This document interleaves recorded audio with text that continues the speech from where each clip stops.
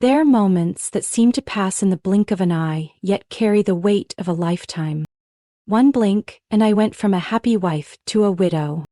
One phone call, and my world shattered beyond repair. If you ask me what moment changed everything, I would point straight to that afternoon, when I was picking out bread in the grocery store, texting my husband to ask what he wanted for dinner. I had no idea that message would never be read. And even less idea that just a few hours later, the man I loved would become nothing more than a name on an autopsy report. I'm Jane Miller, 36 years old. This is my story. That day, I was living an ordinary life. Peaceful, even happy. My husband, his name was Daniel Miller, and I had just bought a small house in the suburbs of Asheville, North Carolina. He worked as a civil engineer, and I managed an independent bookstore downtown. We'd been together for over 10 years, and though our life wasn't perfect, it was full of laughter. We were planning our first vacation in years, a week in Maine in September, right when the leaves start to change. Daniel had even printed out an itinerary, underlined the hiking spots, and circled the seafood shack. That morning, before leaving the house, he kissed me on the forehead and said, "I'll be home early tonight. Let's try making Boston-style steamed crab, yeah?" I smiled and nodded. That was the last time I saw him alive. The accident happened at 3:47 p.m., according to the state police report. Daniel's car was hit head-on by a pickup truck that ran a red light at the Old Pine Road intersection. The other driver was intoxicated, with a blood alcohol level 3 times the legal limit. I got a call from an unknown number. The voice on the line was slow, soft, but each word cut like a blade. "I'm sorry, Ms. Miller. We need you to come identify a victim." I don't remember how I drove to the hospital. All I recall is the freezing sensation when I saw the wedding ring on the finger of the man lying motionless, most of his body covered by a white sheet. His face was deformed, and the doctor said they couldn't allow an open casket funeral. In one afternoon, I lost everything. My husband, my plans, the future I was sure we'd build together. I don't know how I cried, or for how long. I just remember this: the moment I walked out of that cold room, the world was no longer the same. And I wasn't ready to live in that world. I didn't eat, didn't sleep, didn't know if it was Monday or Thursday. Everything felt blurry, like I was living underwater, where every sound is muffled and every image distorted. If my parents hadn't shown up that very first night and taken care of the funeral paperwork themselves, I probably would have let everything go, including myself. "Jane, you don't have to do anything," my mother said, her voice low and gentler than ever. "We've arranged the funeral home, the priest, and the flowers he liked. You just need to breathe, okay? Just breathe." I didn't respond. I wasn't even sure I remembered how to breathe. The first days after the funeral were a strange kind of chaos. So many phone calls, so many flowers, sympathy cards. People I'd never heard of. People who'd disappeared from my life years ago, now reappearing to say empty phrases like, "It'll all be okay." They didn't understand. This wasn't rain that would pass so the sun could shine again. This was a tear, straight through the heart, and no one could stitch it back together for me. One Friday night, I stood in the parking lot of a small church, clutching an old flyer in my hand. Grief support group every Friday, 7 p.m. I hesitated, wanted to turn around, but my legs moved forward. We sat in a circle, a quiet group, each person carrying invisible wounds. When it was my turn to speak, my throat closed up. But then I found my voice. "Some mornings, I wake up and forget he's dead," I said, hoarse. Just for a second. And then it crashes down on me like a tsunami. An older woman sitting beside me gently held my hand. "That's normal, sweetheart," she whispered. "Grief doesn't move in a straight line. Some days are gentle. Some days it crushes you." I didn't know her name, but I broke down in that moment. Daniel had prepared everything. There was enough in the bank that I didn't need to work for at least 2 years. We had a house in the suburbs and a small apartment downtown. I could have taken time off, but I didn't dare. The house was too empty, the apartment too quiet. I was afraid of the ticking clock echoing against the white walls. So I asked for part-time hours at the bookstore, just enough to get out of bed, just enough to force me to put on real clothes. "I think it's brave that you came back to work," a young coworker said when she saw me shelving crime novels in the back corner. I gave her a faint smile. If only she knew I'd sat in my car for 30 minutes before walking in, debating whether to keep living or disappear. Maybe she wouldn't say that. Each day was a nameless battle. I started journaling, not to record memories, but to keep my mind from shattering. I wrote things I couldn't say out loud. That I hated sunlight because it reminded me of the porch where Daniel used to read.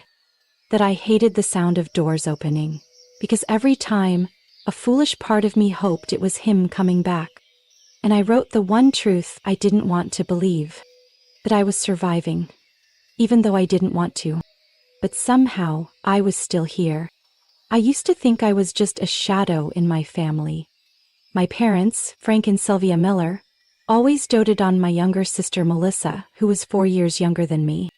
When we were kids, I got straight A's, won student council elections, but all the attention went to Melissa's gymnastics medals, her ballet recitals, her twirls under spotlight. And me? "Good job, honey." That was it. Then they turned away. I don't blame them anymore. I had grown used to it. But after Daniel died, everything, strangely, started to shift. My parents began showing up more often. Mom made chicken soup, cleaned the kitchen, changed the bed sheets. Dad fixed the leaky faucet Daniel once said he'd call a plumber for. At first I thought they pitied me. But one evening, while I was peeling an apple in the kitchen, Mom spoke gently. "Jane, we've been thinking, you don't have to keep sending money every month." I froze. Since Daniel died, I'd been sending my parents $2,000, 0 cents a month, as a way to share, to keep part of him alive through small gestures.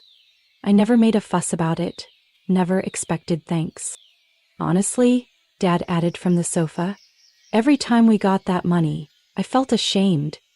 "We want to spend time with you now, not because Daniel's gone, because you're our daughter." I went still. I started visiting more often. Every Sunday evening we'd gather around the table, eating Mom's Southern-style pot roast. Dad opened a bottle of wine and told stories of his youth, how he met Mom at a bookstore while delivering newspapers. "How's that new project of yours going, Jane?" he asked one night. I was surprised. For the first time, he asked about my job. "It's going well," I replied, swallowing the emotion. "The fall marketing campaign might bring in a good crowd." "You make us proud, honey," Mom smiled. "You always make me feel calm just knowing you're okay." I had never heard her speak like that. For so many years, I thought I had to become someone truly exceptional to be acknowledged. But now, in this small kitchen, I was just Jane. And that was enough. Then, like a cold gust of wind in the middle of summer, Melissa returned. I hadn't seen her since Daniel's funeral. Back then, she showed up late, said nothing, and left early, claiming she couldn't stand the gloomy atmosphere. This time, she walked into our parents' house in a loose maternity dress, cradling her large belly, smiling as if she were the center of the universe. "Mom, I'm seriously craving your tomato soup," Melissa chirped like a child. Mom put down the knife, wiped her hands, and rushed to hug her. "Oh my, look at you. Are you tired? Do you want to lie down? Is your back hurting?" I was standing by the sink when Mom gently pushed me aside to make room for her beloved daughter. And just like always, I vanished from the family's line of sight. No one asked how I was doing, no one remembered I was there. "Did you know she was pregnant for long?" I asked during dinner, as everyone picked at the grilled fish. "Just a few weeks," Mom replied, avoiding my eyes. Melissa wanted to keep it quiet until the baby was stronger. "And the father?" I asked, not hiding my suspicion. Melissa looked up, a faint smirk on her face. "That's not important. I'm fine. And I don't need help from anyone." I saw my parents quietly look at her with pride, just like they used to. They didn't ask questions, didn't doubt her, they believed every word she said. I turned away, silently eating my now cold food. That old familiar feeling returned. Once again, I was an outsider in my own family. "Melissa's coming back," Mom announced on the phone, her voice cheerful as if she had just won the lottery. I didn't answer right away. I was standing in the kitchen, peeling an apple, suddenly feeling like a stranger in the very kitchen I grew up in. "What for?" I asked, trying to keep my voice steady. "For dinner. This Sunday. The whole family." Mom paused, then added softly, "She's almost due." When Melissa walked into the house, the entire room seemed to change color. Her cream-colored maternity dress hugged her large belly. Her face was perfectly made up, and her nails sparkled with rhinestones. I stood by the dinner table, still stirring my iced tea, feeling invisible, like a ghost in a family photo. "Wow, look how beautiful she is!" Mom gushed, running to wrap her arms around her. "Are you tired? Sit here, I'll get you another pillow." I was gently nudged aside, like an old piece of furniture. No one asked if I was okay. No one remembered I existed in that room. Dad brought Melissa a glass of orange juice while I poured my own tea and sat down unnoticed. Melissa rubbed her belly, then looked at me with a half smile. "Long time no see, Jane." I smirked, still surviving. The room went silent for a moment. Then Dad awkwardly laughed and changed the subject to Mom's soup. Dinner passed like a play in which I had no role. Every conversation revolved around my sister, how far along she was, the baby's name, which doctor she liked, which hospital was best. I ate in silence. No one asked what I'd been up to, how I felt, or if I still woke up in the middle of the night from dreams of Daniel. "Melissa, we're planning a baby shower for you," Mom said excitedly. "We'll invite relatives, friends, even have a live band." "That sounds amazing, Mom," Melissa beamed, glancing at me. "I hope everyone shows up." I set my chopsticks down, trying to stay calm. "So who's the father?" Melissa froze. For a moment, the confidence faded from her face. Then she lifted her head, her eyes cold as steel. "That's none of your business." My mother immediately stepped in, her tone sharp. "Jane, don't ask personal questions. Your sister doesn't owe anyone an explanation." I nearly laughed out loud. When I struggled to have children with Daniel, they bombarded me with questions. Which doctor? How long? Have you tried IVF? Why no results yet? But Melissa, she says no explanation and gets a free pass. The rules in this house always applied only to me. That night, as I was clearing the dishes in the kitchen, Melissa stood by the door, one hand on her belly, eyes examining me. "What do you think about my baby?" she asked, her tone challenging. I turned, locking eyes with her. "I hope the child turns out nothing like its mother." A flash of anger crossed her face, but she didn't reply. She turned away, her voice sweet as sugar. "Don't forget to come to the baby shower. I have something special I want to share." I stood frozen. There was something in her voice, in that final glance, that sent a chill down my spine. Something was coming. And this time, I had a feeling. It wouldn't just be a party. The father of the baby is Daniel Miller. The air shattered. I heard someone drop a glass. But what truly broke me was the look on my parents' faces. Not shock, not panic, just silence. They already knew. Loss continued, as if reading a speech she'd practiced. Daniel loved me. We had planned to tell everyone. But the accident happened before he could do it. My throat burned. I tried to breathe, but the air was too thick. Everything blurred. All I could hear was the pounding of my heart. And because my child is Daniel's only son, Melissa lifted her chin. He has the right to half of everything Daniel left behind. The house, the apartment, the bank accounts, all of it. I staggered. One hand clutched the edge of the table.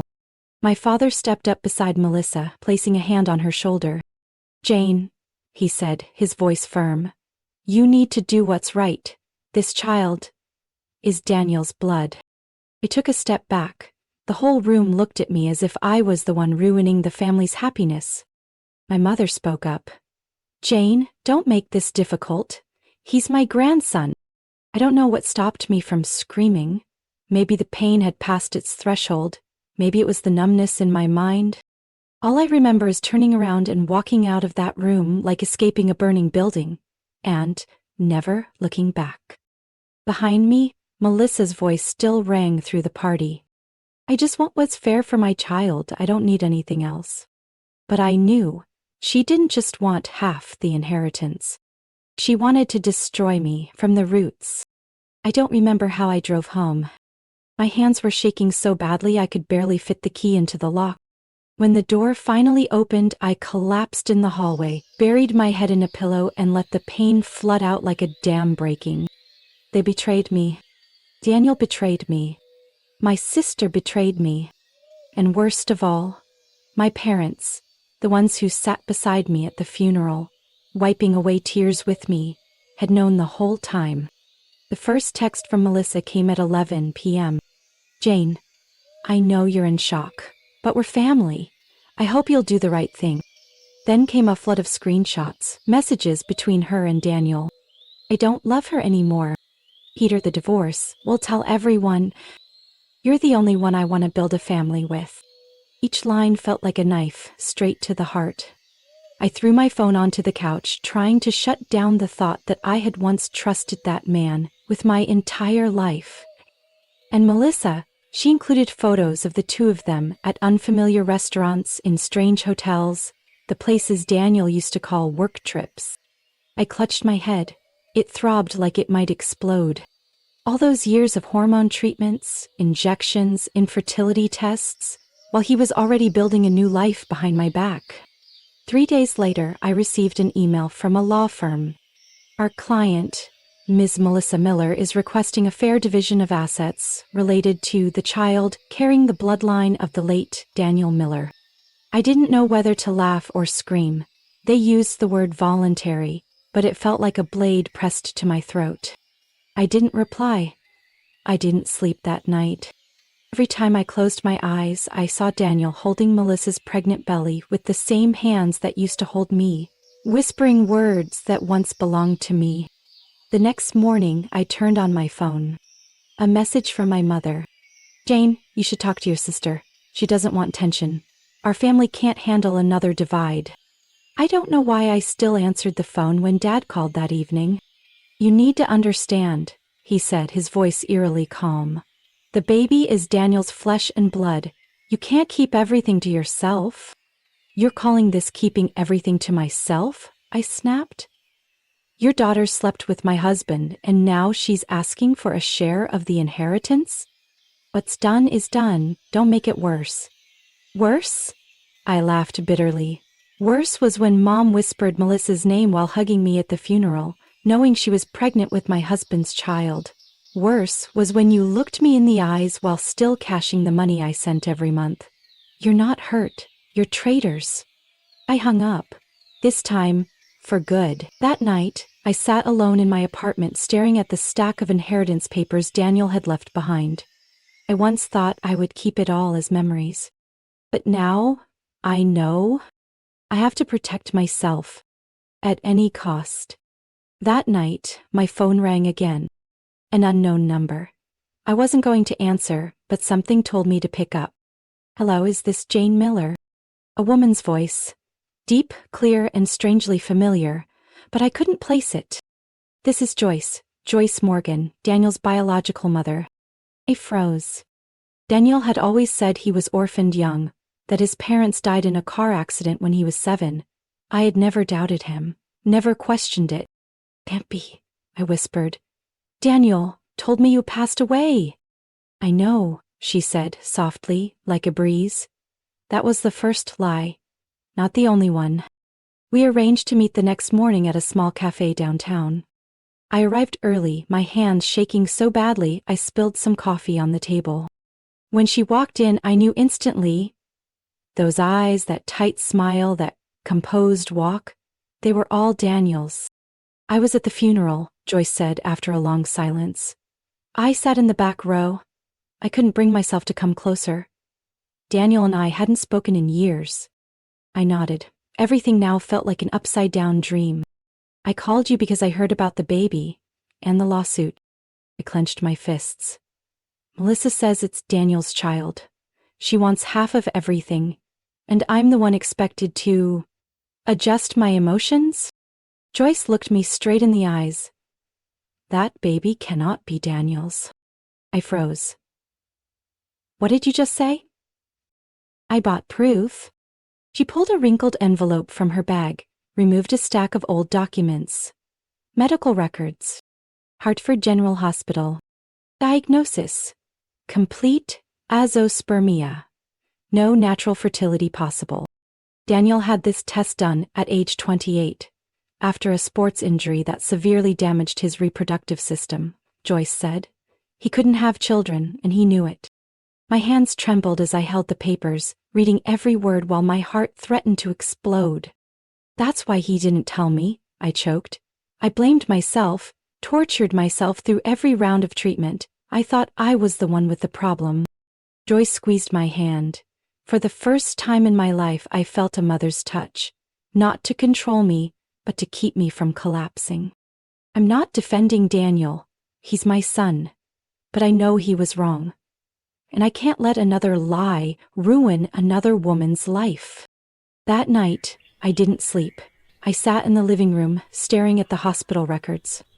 If this was true, and I believed it was, then the child Melissa was carrying couldn't possibly be Daniel's. And if that was the case, then everything she was demanding was based on the biggest lie of all. I knew what I had to do. Tomorrow, I would hire a lawyer. And this time, I wasn't just protecting Daniel's legacy. I was protecting myself with the truth in head. On the first day of trial, I walked into the courtroom in a simple black dress, hair tied back, no makeup. I wasn't there to play the victim. I was there to expose the truth. Melissa sat in the front row, holding the baby wrapped in the blanket I had once given her. She wore a gray dress, light makeup, her eyes brimming with tears like she had just lost the world. My parents sat on either side, faces tense but unable to hide their familiar favoritism. Her lawyer began with theatrical words. Your Honor, this child is the only heir of the late Daniel Miller. He has the right to live with a part of his father's legacy. I didn't look at Melissa. I only looked at the small cradle beside her. When it was my lawyer's turn, Mr. Paul Heyman stood up and slowly walked to the podium. Your Honor, he began calmly, my client, Jane Miller, does not deny the pain of loss or the duty to uphold the truth.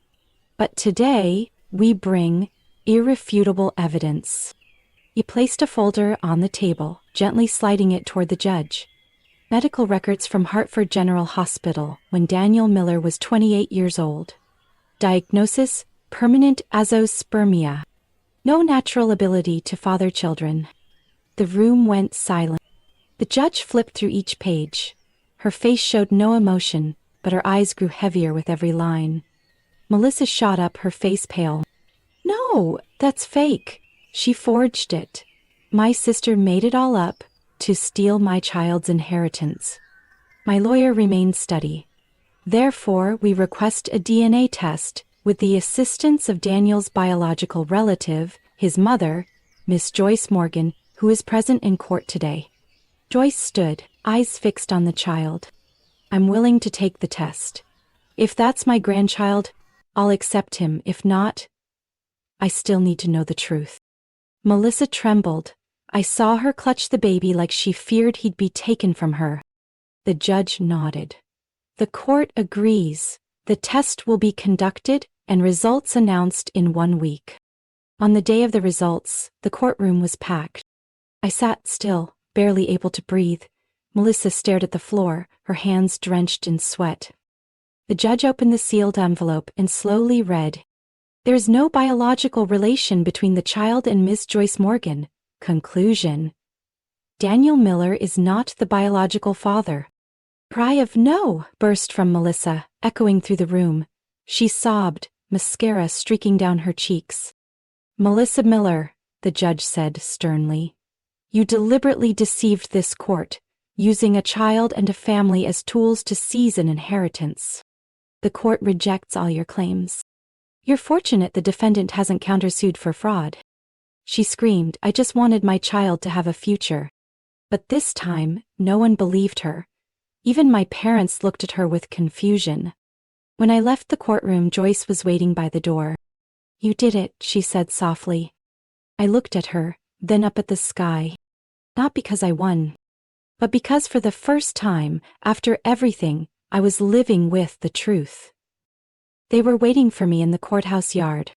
My mother cried. My father stared at the ground, his back hunched, as if someone had struck him down. I walked slowly, each step heavy as stone, but my mind felt strangely light. For the first time in months, I wasn't afraid. "Jane, sweetheart, I didn't know Melissa would lie that much." My mother's voice trembled as she touched my hand. I pulled my hand away. "No, you knew," I said, looking straight at her. "You knew. Dad knew. You both just chose silence because she's your golden child. We're family. Family doesn't watch me fall apart and then stay silent with lies in their mouths," I said, my voice like granite. "Family doesn't take money from the betrayed daughter to feed the one who betrayed her." I took out my phone, opened my contacts, and blocked both of them.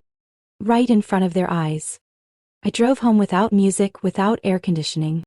Just the sound of wind rushing through the window, and my heart beating slowly, peacefully. 3 days later, Joyce visited me. I opened the door to see her holding a small wooden box. "A few of Daniel's remaining things," she said. "Things no one else knows about, but you deserve to keep them. Or throw them away if you want."